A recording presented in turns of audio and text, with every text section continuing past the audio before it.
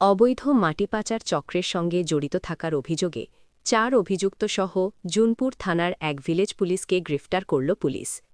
ধৃতের নাম রঞ্জন দাস। তিনি জুনপুর কোস্টাল থানায় কর্মরত ছিলেন। পুলিশ সূত্রে খবর, সম্প্রতি মাটি পাচার সংক্রান্ত একটি অভিযোগের তদন্তে নেমে পুলিশ প্রথমে ৪ জনকে গ্রেফতার করে।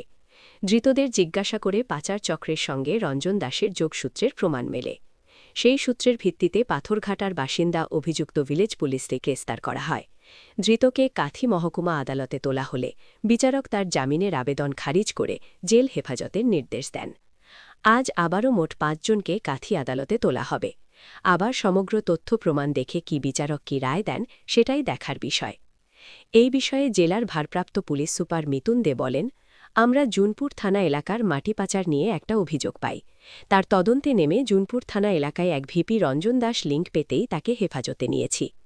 অপরদিকে পুলিশের সহযোগী হিসেবে কাজ করা রঞ্জন দাস ভিলেজ পুলিশ এলাকায় প্রভাব রয়েছে, আর শাসক তৃণমূলের মদতেই এই ধরনের কাজ করছে পুলিশ বলে অভিযোগ বিজেপির। থানা এলাকায় ২-১ দিন আগে আমাদের কাছে খবর আসে যে অবৈধভাবে মাটি কাটার কাজ চলছে। পুলিশ টিম রেড করে, আমাদের নির্দেশ অনুযায়ী ৪টে ট্রাক্টরকে সিজ করা হয় এবং ৪ জনকে অ্যারেস্ট করতে পুলিশ টিম সক্ষম হয়। তাদেরকে আমরা কোর্টের কাছ থেকে ৬ দিনের রিমান্ডে নিই।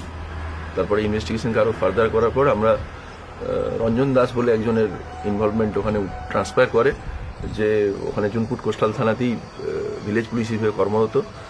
তাকেও আমরা অ্যারেস্ট করেছি, কাস্টাডিতে চেয়ে আমরা কোর্টের কাছে প্রেয়ার করছি।